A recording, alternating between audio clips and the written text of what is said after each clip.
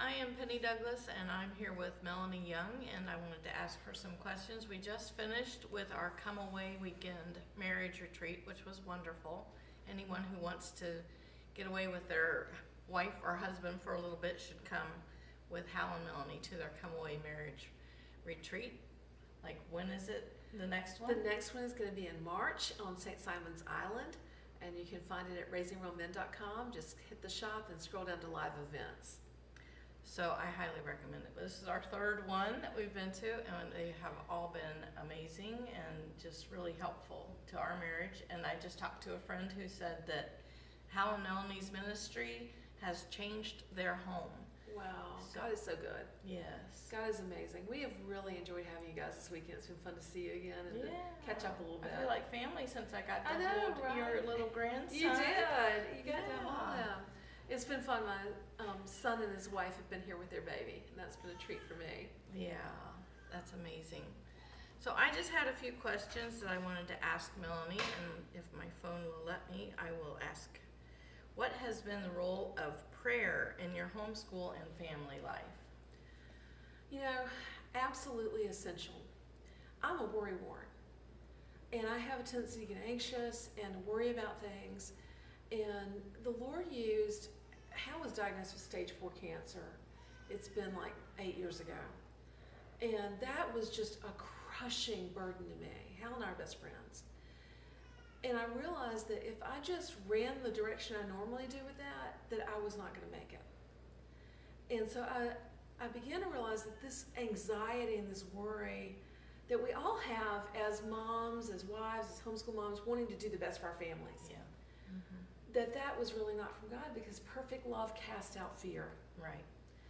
And so I started, every time I feel this crushing burden of anxiety, I would pray instead.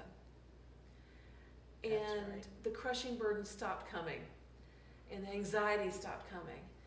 And you know, I recently heard my friend Heidi St. John speak about this.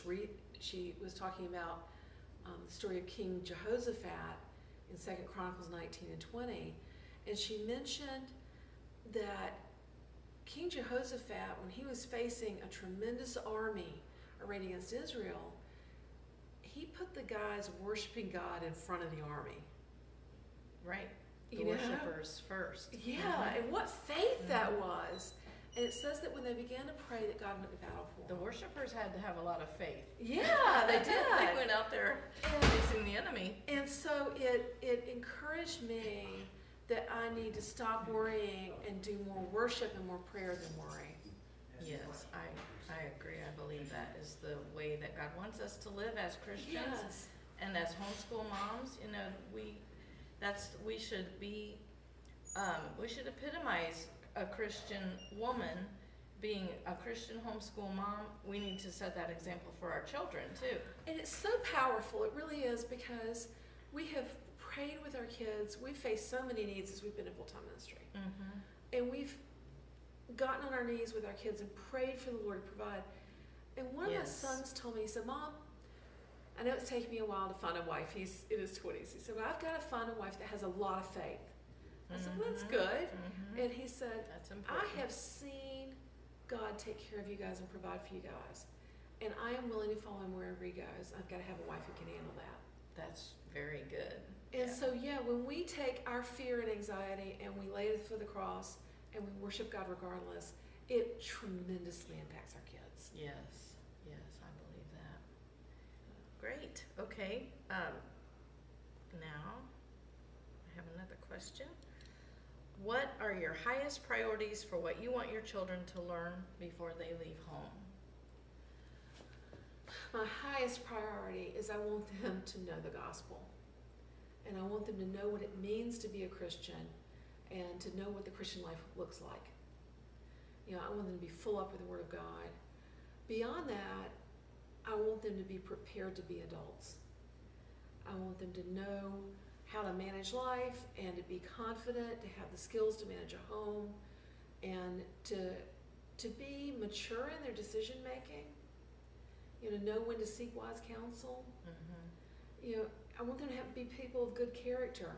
And so the spiritual stuff and the character is way more important to me than the academics, but we're academic fanatics. Right. And we will, all of our 4 adult kids have gone to college and done well at college, gotten scholarships.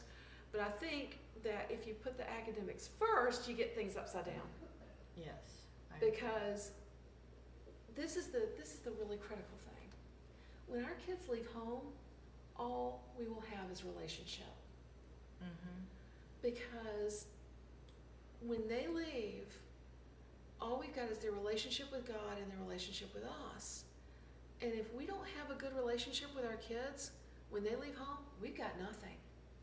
We've got nothing. We'll lose all touch with them. We'll lose touch with them. We have no impact in their lives. Mm-hmm. And so that's my #1 goal. Yes. When they leave home is to have a good relationship with them and to encourage them to have a good relationship with God. Yes. Because anything else, we can work it out. Right. Great. Okay. And my phone keeps closing up on me. How can we help our children to develop their own personal relationship with God? I think one of the most important things is to be aware when they are preteens. That is very common in the 9 to 13 age range for them to undergo spiritual doubt. Because when they're little, they believe because we tell them it's true. Right. But then when they hit that change where their emotions are all over the place and their brains are remodeling,